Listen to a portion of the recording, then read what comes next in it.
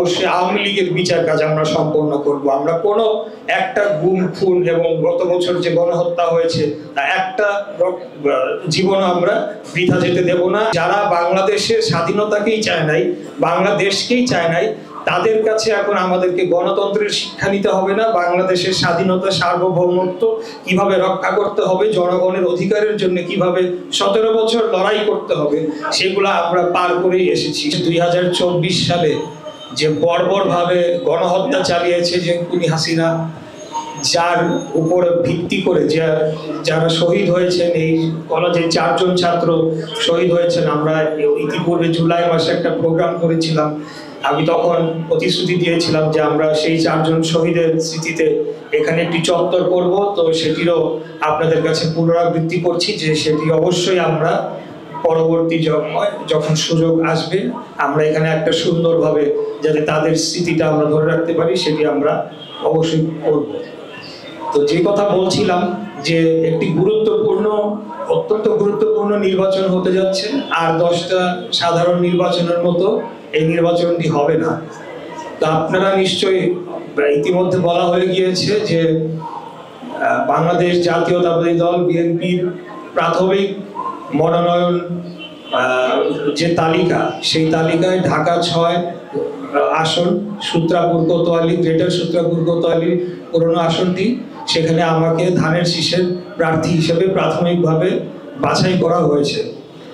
আমি আপনাদের মাধ্যমে যে আমাদের ধানের শীষের প্রার্থী কে হলো সেটি বড় বিষয় নয়, যাকেই চূড়ান্তভাবে মনোনয়ন দেওয়া হবে তার পক্ষে আমরা দেশব্যাপী সকলেই আমরা আমাদের যার যার নিজস্ব জায়গা থেকে কাজ করে যাব ইনশাআল্লাহ, এবং ধানের শীষের প্রার্থীদের বিজয়ী করার জন্য আমরা প্রচারণা সহ আমাদের সকল রাজনৈতিক কর্মকাণ্ড করে যাব।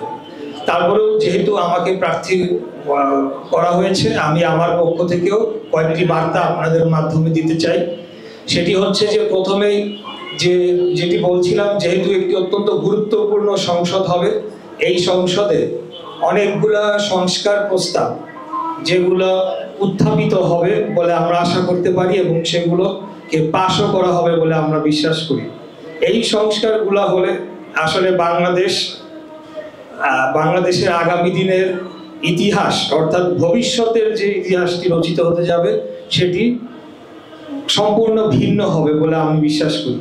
আমরা যে আমাদের ছাত্র জনতা যে বাংলাদেশের স্বপ্ন দেখে গত বছর ছাত্র জনতার গণ অভ্যুত্থান করে স্বৈরাচার খুনি ফ্যাসিস্ট হাসিনাকে হটিয়েছে, আমি মনে করি যে বাংলাদেশ জাতীয়তাবাদী দলই একমাত্র বর্তমানে রাজনৈতিক দল যারা তাদের সেই যে রক্তের যে প্রতিদান সেটি দিতে পারে। আগামী দিনে বাংলাদেশকে 31 দফার যে সংস্কার প্রস্তাব আমাদের পক্ষ থেকে দেওয়া হয়েছে সেটিকে বাস্তবায়নের মাধ্যমে আমরা তাদের এই রক্তের প্রতিদান দেব, এবং আগামী দিনে বাংলাদেশে গণতন্ত্র যাতে স্থায়ীভাবে প্রতিষ্ঠা লাভ করে এবং আর কোনোদিনও যাতে কোনো ফ্যাসিবাদী বা কোনো স্বৈরাচারী শক্তি তারা বাংলাদেশের ক্ষমতাকে, রাষ্ট্র ক্ষমতাকে কুক্ষিগত করে তারা এই দেশের লুটপাটতন্ত্র কায়েম না করতে পারে, সেটার জন্য যে সকল সংস্কারের প্রয়োজন, যেমন তত্ত্বাবধায়ক সরকারকে স্থায়ীভাবে প্রতিষ্ঠা করা এবং বিরোধী দলের মত নিয়ে নির্বাচন কমিশনারকে নিয়োগ দেওয়া, এই ধরনের অনেকগুলো প্রস্তাবে কিন্তু ইতিমধ্যে বাংলাদেশ জাতীয়তাবাদী দল একমত হয়েছে ঐক্যমত্য কমিশনে দীর্ঘ 9 মাস বিভিন্ন বৈঠকের পর। তারপরে আপনারা দেখেছেন যে এই ঐক্যমত্য কমিশন এবং বিশেষ দুইটি রাজনৈতিক দলের নিত্য নতুন দাবি দেওয়ার মাধ্যমে তারা বাংলাদেশকে যে স্থিতিশীল হওয়ার যে প্রক্রিয়ায় আমরা নিয়ে যেতে চাচ্ছি সেখান থেকে বিচ্যুত করে শুধুমাত্র তাদের ব্যক্তিগত কিছু ফায়দা, এবং তারা আমাদের সাথে বা নেগোশিয়েট করতে এসে যাতে কিছু তারা ফায়দা নিতে পারে সেটার জন্য তারা বারবার জাতীয় নির্বাচনকে বাধাগ্রস্ত করার জন্য নিত্য নতুন তারা দাবি তুলছে এবং তারা কর্মসূচিও ঘোষণা করছে।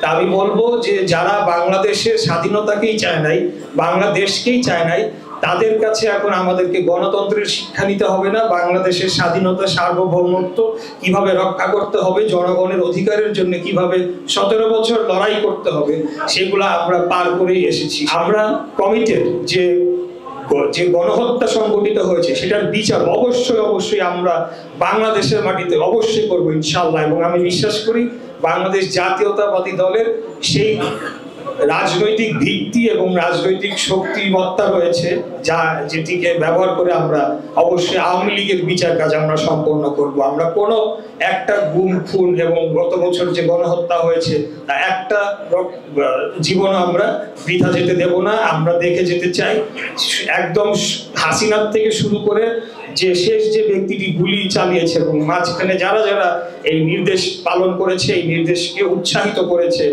ইনক্লুডিং বিভিন্ন গণমাধ্যমেও এই ধরনের যে হামলাকে সেগুলাকে উস্কানি দেওয়া হয়েছে, সেগুলোর বিরুদ্ধে আমরা চাই যে প্রপার আইনি প্রক্রিয়ার মাধ্যমে ব্যবস্থা নেওয়া হোক। এবং সেটা আমরা জনগণের কাছে আমাদের দ্বিতীয় কমিটমেন্ট, অর্থাৎ প্রথম কমিটমেন্ট আমরা সংস্কার বাস্তবায়ন করব, দ্বিতীয় কমিটমেন্ট আমরা বিচার সেটিকে অবশ্যই বাস্তবায়ন করব, এবং তৃতীয় আমাদের আরেকটি যে কমিটমেন্ট সেটি হচ্ছে বাংলাদেশের গণতন্ত্রকে স্থায়ীভাবে এটিকে প্রতিষ্ঠা করার জন্য আমরা পদক্ষেপ নিব। যে স্লোগানটি আমাদের নেতা দেশনায়ক তারেক রহমান দিয়েছেন, দিল্লি নয় পিন্ডি নয় অন্য কোনো দেশ, সবার আগে বাংলাদেশ, এটা হলো আমাদের মূল কথা। যারা এই ধারায় বিশ্বাস করে তারাই আগামী দিনে বাংলাদেশের জনগণের মনে স্থান নিতে পারবে এবং আগামী দিনে রাজনীতিতে করতে পারবে। আর যারা স্বাধীন বাংলাদেশে বিশ্বাস করে না তাদের ব্যাপারে আমি মনে করি জনগণ যথাসময় সঠিক সিদ্ধান্তটি নেবে।